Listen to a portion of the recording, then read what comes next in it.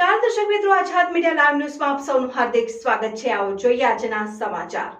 રાજકોટમાં સર્જાયેલા અગ્નિકાંડના મૃતકોને શ્રદ્ધાંજલિ અર્પિત કરવાનો કાર્યક્રમ આમ આદમી પાર્ટી અમદાવાદ દ્વારા યોજવામાં। રાજકોટના કાલાવડ રોડ ઉપર આવેલ ટીઆરપી ગેમ ઝોનમાં સર્જાયેલા અગ્નિકાંડમાં 32 કરતાં વધુ લોકોના મોત થયા છે।